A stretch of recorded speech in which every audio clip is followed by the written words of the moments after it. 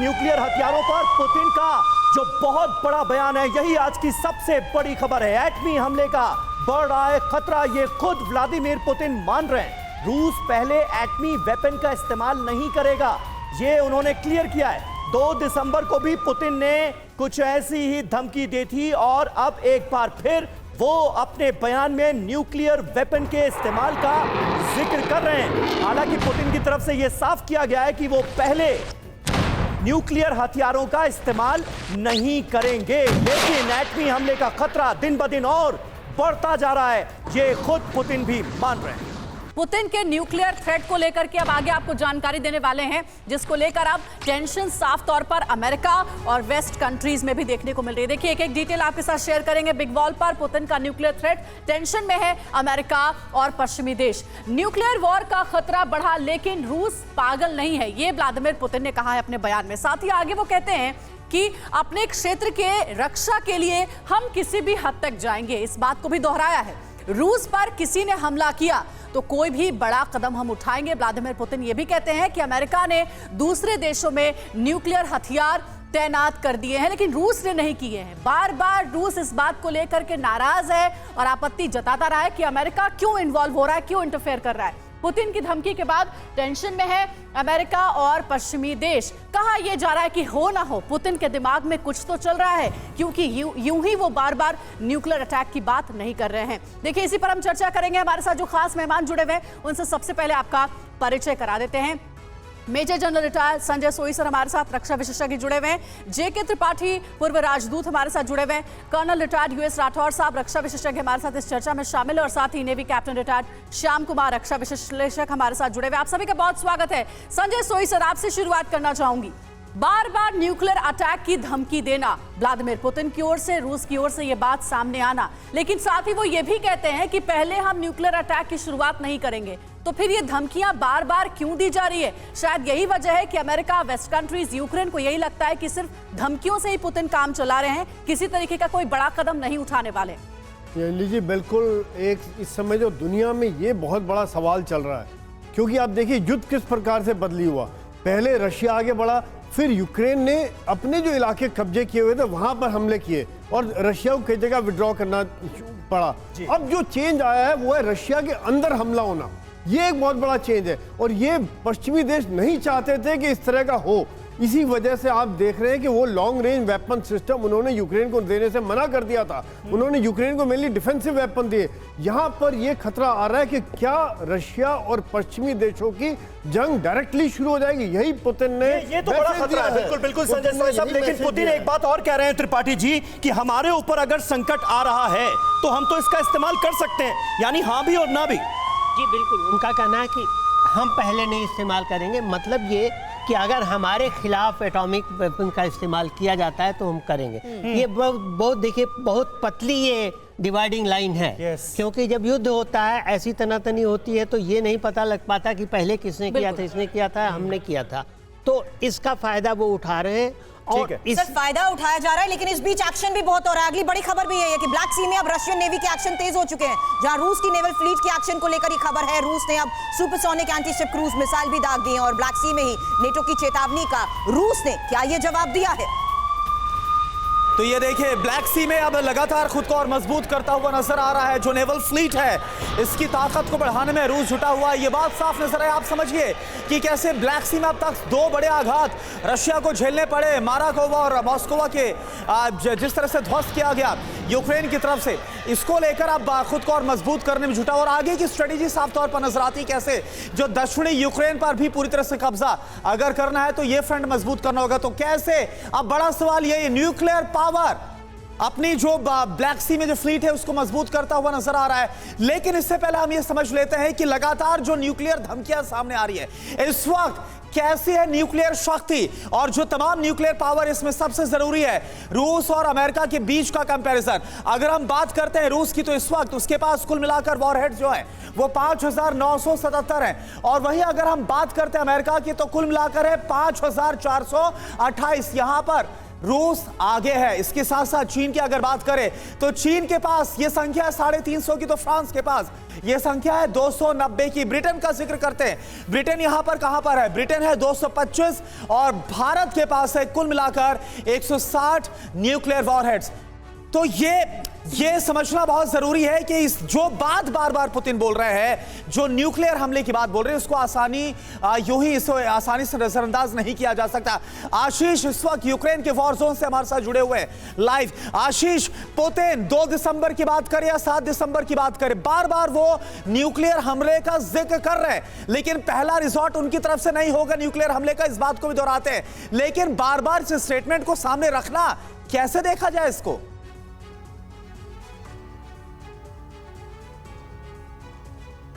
Nuclear deterrence और exactly ये primary purpose होता है करुणा, न्यूक्लियर वेपन का। कोई भी देश हो अगर वो युद्ध की स्थिति में है या फिर कॉन्फ्लिक्ट की भी स्थिति में है, तो ऐसे में वो पूरे विश्व को बार बार ये बताने की कोशिश करेगा, विशेष तौर पर दुश्मन देशों को, कि मैं न्यूक्लियर केपेबल हूं और कब जरूरत पड़ेगी, जब जरूरत पड़ेगी उसका निर्णय मैं लूंगा, हमारे देश का डॉक्ट्राइन करेगा, ना कि दुश्मन या फिर कोई और कर पाएगा। और ये बार बार याद दिलाने की कोशिश होती है। लेकिन ये बहुत ही महत्वपूर्ण है समझना कि देखिए, उस न्यूक्लियर थ्रेशोल्ड पर पहुंचने से पहले अभी काफी लंबा समय बाकी है।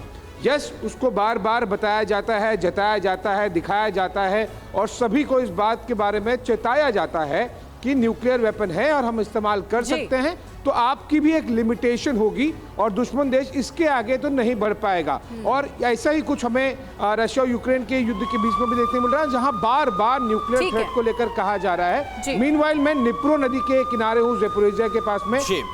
अगर मैं क्विकली, मेरे कैमरामैन कपिल पैन करके दिखाएंगे कि बहुत ज़्यादा यहाँ पर एक रेजिलियंस सा भी आया हुआ है। और इस नदी के बारे में मैं बताऊं उससे पहले आपको पूरी तरह से इस तरह के स्ट्रैटेजिक एसेट, जितने भी छोटे छोटे ब्रिज हैं, जैसे कि ये सामने आपको जो ब्रिज दिखाई देगा, इस तरह के सारे ब्रिजेस को बहुत ही अच्छे तरीके से सिक्योर किया गया है। और साथ ही आपको ये भी दिखाई देगा, मेरे जानकारी आप दे रहे हैं आशीष, उसका मतलब ये है कि अगला अटैक फिर से किसी ब्रिज पर हो सकता है। इसी को देखते हुए सुरक्षा जो है वो कड़ी कर दी गई है, जैसे आप जानकारी दे रहे हैं। जुड़े रहिएगा हमारे साथ। एक और ब्रेकिंग अपडेट, ये पुतिन की अमेरिका नाटो को डायरेक्ट वार्निंग, हमारे पास एक से बढ़कर एक महाविनाशक हथियार हैं।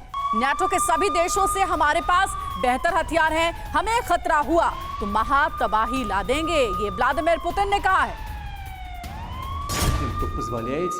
मैं रूस के हर दुश्मन को चेतावनी देना चाहता हूं कि हमारे पास एक से बढ़कर एक महाविनाशक हथियार हैं, जो कई मामलों में नाटो देश से बेहतर हैं। इसलिए अगर हमारे देश की अखंडता के लिए खतरा पैदा किया जाता है तो हम महातबाही लाने की में जरा भी हिचकिचाएंगे नहीं। रूस की परमाणु धमकी को हल्के में लेने की कोशिश ना करें। पुतिन इस बात से वाकिफ है कि परमाणु के लिहाज से देखें या हथियारों के लिहाज से देखें, रूस से ज्यादा क्षमता वेस्ट की भी है। लेकिन इस बीच ये बयान क्या मायने रखता है, चर्चा करने से पहले अगली बड़ी खबर, जहां यूक्रेन पर हमले को लेकर पुतिन का ये बड़ा बयान, क्रिमिया पर पहले हमला किया, किसने किया, इसको लेकर वो सवाल उठा रहे हैं। हमारे एक्शन से इतना शोर शराबा आखिर क्यों कर दिया गया, और आगे भी इसी तरह ताबड़तोड़ अटैक जारी रखेंगे। यानी पुतिन इस बात के साफ संकेत दे रहे हैं कि अगर एक्शन होगा तो उसका रिएक्शन भी देखने को मिलेगा। Все бредни, информационное противостояние, информационные вбросы, всякие фейки должны остаться в стороне. Не должны мешать нам выполнять свой долг перед нашими людьми. Да и не надо быть особенно искушенным в этом информационном противоборстве, чтобы понимать, что происходит на самом деле. Вот сейчас много шума по поводу наших ударов по энергетической инфраструктуре соседней страны. Да, мы делаем это. Но кто начал? Кто ударил по мосту, по Крымскому? Кто подорвал линии электропередач с атомной электростанции Курска? Кто не подает воду в Донецк? Неподача воды в миллионный город – это акт геноцида. Никто, нигде словом об этом не обмолвился. Вообще. Молчок полный. तो देखिए, बिजली पानी को लेकर शोर शराबा है और अब सीधा जो आरोप है उल्टा यूक्रेन पर लगा रहे हैं। डोनेट्स्क में पानी रोकने का। इन सब के बीच एक और बड़ी खबर वॉर जोन से, यूक्रेन से जारी जंग के बीच ये बड़ी खबर है, रूस का बड़ा फैसला। सुपरसोनिक क्रूज मिसाइलों की उड़ान सीमा बढ़ाएगा रूस। उड़ान की रेंज बढ़ाने पर तेजी के साथ रूस की तरफ से काम किया जा रहा है। तो रूस अपनी सैन्य क्षमता को, अपनी मिसाइल क्षमता को बढ़ाने में लगातार लगा, और रेंज बढ़ाने का फैसला क्यों लिया जा रहा है? आखिर ऐसा क्या है जो रूस के प्लान में है? क्योंकि पूरा यूक्रेन तो पहले से ही उसकी रेंज में है।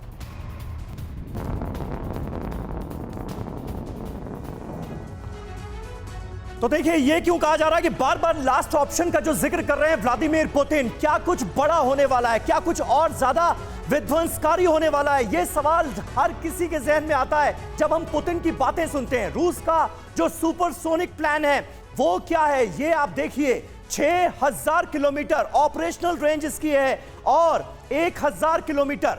इसके बाद अगर हम अधिकतम स्पीड की बात करें तो वो है 3180 किलोमीटर पर आवर। इसके अलावा 10,000 से 14,000 मीटर जो है वो इसके फ्लाइट ऑल्टीट्यूड का अगर जिक्र करें तो ये साफ तौर पर बताता है कि ये कितना विध्वंसक साबित हो सकता है। 3000 किलो वजनी है, 250 किलो वॉर हेड ले जाने में ये सक्षम माना जाता है। रूस का जो सुपरसोनिक प्लान है वो भी कहीं ना कहीं इस बात की तस्दीक कर रहा है कि व्लादिमीर पुतिन जो कुछ कह रहे हैं उसे हल्के में बिल्कुल नहीं लिया जाना चाहिए। हमारे साथ इस वक्त आशीष सिंह, क्योंकि यूक्रेन से ही मौजूद हैं, निप्रो नदी के पास से मौजूद हैं। आशीष, ये बताइए, जब इस तरह के बयानात सामने आ रहे हैं व्लादिमीर पुतिन की तरफ से, उन्हें यूक्रेन में कैसे लिया जा रहा है, या फिर यूक्रेन के लिए भी, प्रेसिडेंट ज़ेलेंस्की के लिए भी ये सब अब रोजमर्रा की बातें हो गई?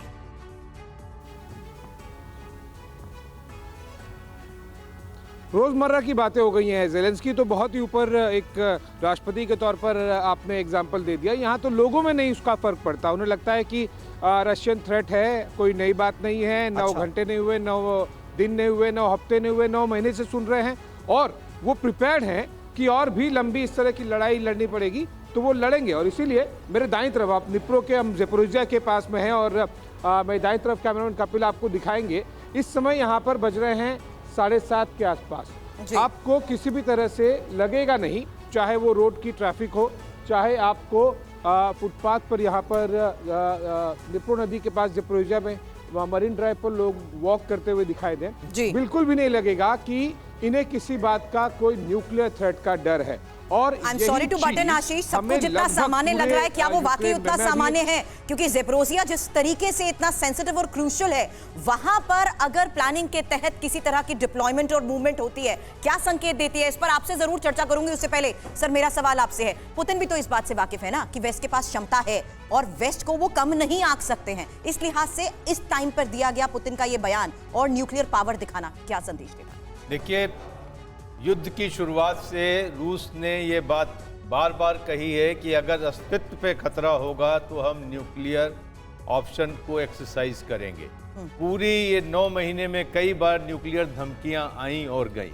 एक ही चीज जो है पुतिन की इच्छा शक्ति को थोड़ा कम बताता है कि जब जब रेड लाइन आई, पुतिन ने इस पे कोई काम नहीं किया। चाहे वो क्रीमिया के ब्रिज पे अटैक हो, चाहे मस्कोवा को डुबोने की बात हो, चाहे खार्किव को हारने की बात हो, चाहे खेरसान को हारने की बात हो, कहीं न्यूक्लियर ऑप्शन की बात नहीं आई। ये देखने वाली बात होगी कि आने वाले समर में अगर ये बात मारियोपोल या क्रीमिया पर आगे खड़ी ये बात क्यों बार बार बोली जा रही है? इसी पर मैं चाहूंगा सर आपसे, श्याम सर, एक रिएक्शन लेना कि जो पुतिन बोल रहे हैं, क्या ये बयान न्यूक्लियर ऑप्शन वाला ये नेटो को, वेस्ट को डेटर करेगा? क्या उसके लिए काम कर पाएगा? आपके संवाददाता आशीष ने बहुत अच्छे तरह से इसको एक्सप्लेन किया है। न्यूक्लियर डेटरेंस जो है एक इंस्ट्रूमेंट ऑफ वॉर होता है, और ये कभी यूज होना, ये तो सारे कंट्री को पता है कि इसको यूज करना बहुत मुश्किल और बहुत ही खतरनाक होगा। No strike first strike doctrine नहीं है रशिया की, लेकिन यहां पे वो हमेशा कह रहे हैं एक बहुत ही गंभीरता, देखिए वो स्टेट्समैन है, बड़े गंभीरता के साथ अपनी वार को ले, स्पेशल जो इनका ऑपरेशन है वो चला रहे हैं। वो कभी ऐसे नहीं बात हरकत करेंगे जो उनको विश्व समुदाय में एक गलत, एक क्रिमिनल की तरह एक्ट करे। वो तो इतना व्लादिमीर पुतिन की तरफ से धमकी दी जाती है और कहा जाता है कि हल्के में ना लिया जाए, लेकिन ज़ेलेंस्की का जो रुख नजर आ रहा है, यूक्रेन के लोगों का जो रुख नजर आ रहा है, काफी हल्के में लेते हुए दिख रहे हैं, ये साफ नजर आता है। रूस ने अमेरिका पर हमला बोला है और अमेरिका चाहता है कि कम से कम 2025 तक ये जंग चले। रूस की तरफ से ये दावा किया जा रहा है, जहां रूसी विदेश मंत्रालय की प्रवक्ता मारिया ज़खरोवा का ये बड़ा बयान सामने आया है, कहते हुए कि 3 साल युद्ध खींचना अमेरिका चाहता है। तो अमेरिका चाहता है इस जंग को और लंबा खींचना। ये कोई पहली बार नहीं है, रूस की तरफ से ये बार बार आरोप लगाया गया है कि दरअसल अमेरिका की वजह से ही ये युद्ध इतना लंबा खिंचता चला जा रहा है, क्योंकि अमेरिका और तमाम नेटो कंट्रीज कर रहे हैं यूक्रेन की बड़े पैमाने पर मदद। अमेरिका का प्लान 2025 तक घमासान, ये क्या है, ये जरा हम आपको समझाते हैं। मारिया ने अमेरिका का यूक्रेन के लिए एक कॉन्ट्रैक्ट का हवाला दिया, एक कॉन्ट्रैक्ट का वो जिक्र कर रही हैं। ये करार आखिर है क्या? पिछले हफ्ते पेंटागन ने advance surface to air missile देने का ऐलान किया था। अमेरिका का ये बड़ा कदम, इसका जिक्र अमेरिका ने यूक्रेन के लिए 1.2 बिलियन डॉलर के हार्डवेयर खरीदने की भी घोषणा की थी। अमेरिका ने यूक्रेन को जीत हासिल होने तक मदद का वादा किया, यानी तब तक अमेरिका यूक्रेन की मदद करता रहेगा जब तक यूक्रेन को जीत हासिल ना हो जाए। मारिया का आरोप, यूक्रेन को मदद करने के नाम पर अमेरिका ने दरअसल गबन किया है, धोखाधड़ी की जा रही है। पश्चिमी देशों ने भी यूक्रेन को सहायता देने के नाम पर भ्रष्टाचार किया है, करप्शन किया है, यानी ये बताने की कोशिश कि कहीं ना कहीं अपना हित साधने की कोशिश की जा रही है और उस चक्कर में यूक्रेन को आग में झोंक दिया गया है। राठौड़ साहब, इस बयान को आप कैसे देखते हैं और क्या वाकई ऐसा हो रहा है क्या? देखिए, ये जो आपने बात बताई ये काफ़ी सीरियस है।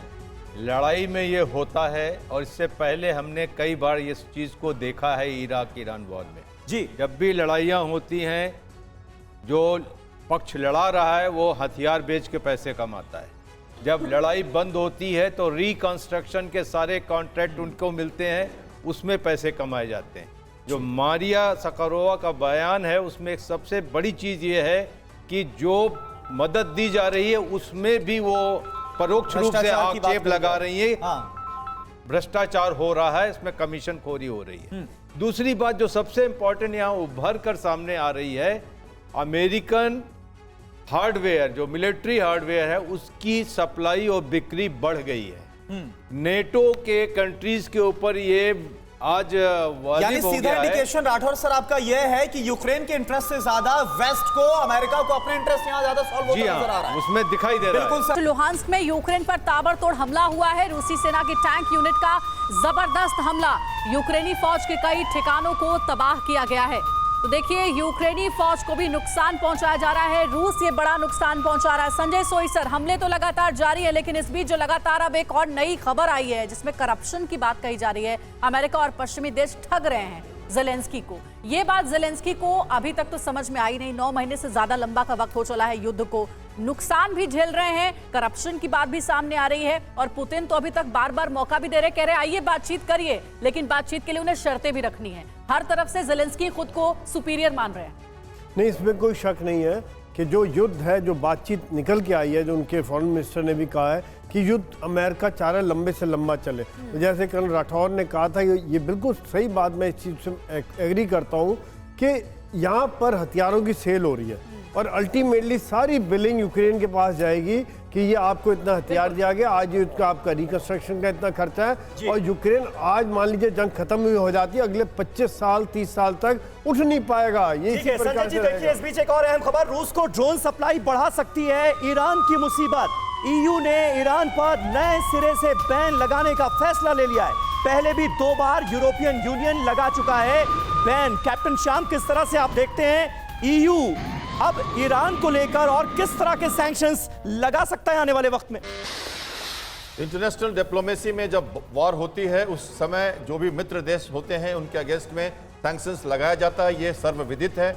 और अगर ये ऑलरेडी प्रूव हुआ है कि रशियन यूज कर रहे हैं, अभी तो उसको उन्होंने और बढ़ा चढ़ा के यूज करना शुरू कर दिया है ईरान के ड्रोन्स को, तो ईरान फर्क पड़ेगा इन सैंक्शंस का? यस, सैंक्शंस का फर्क तो पड़ेगा, लेकिन मुझे नहीं लगता कि इतनी जल्दी कोई डायरेक्ट कोई टैसिट अरेंजमेंट है। और मैं एक बात कहना चाहूंगा जो छूट गई थी बात, देखिए वार्म वाटर पोर्ट है ब्लैक सी, और ये जो शिफ्ट होने वाली है, एक्चुअली अमेरिका वॉर खींचना चाहे ना चाहे वो तो जरूर सब समझ रहे हैं, रशिया भी चाहता है कि आग हो ना हो चिंगारी जलती रहनी चाहिए, यहां तो आग भी है। तो बाल्टिक फ्लीट जो वार्म वाटर पोर्ट है, ब्लैक सी वार्म वाटर पोर्ट है, टेम्परेचर चार्ट देखें आप तो 0 डिग्री से क्रीमिया के पास टेम्परेचर चल रही है। जैसे जैसे आप नॉर्थ जा रहे हैं, कार्विव और ये लवीव वगैरह जो शहर है, यहाँ टेम्परेचर की प्रॉब्लम है, तो सी से एक्शन होगा और पैसिफिक फ्लीट में नहीं, बाल्टिक फ्लीट से एक्शन होंगे, दूर के एसएसएम से सरफेस टू सरफेस इसी को लेकर हम आपसे रोजाना इन खबरों पर चर्चा करते हैं कि कैसे बर्फबारी में बमबारी को लेकर ये सीधी तस्वीरें अलग स्ट्रैटेजिकल मूव के तहत रोजाना सामने आती हैं।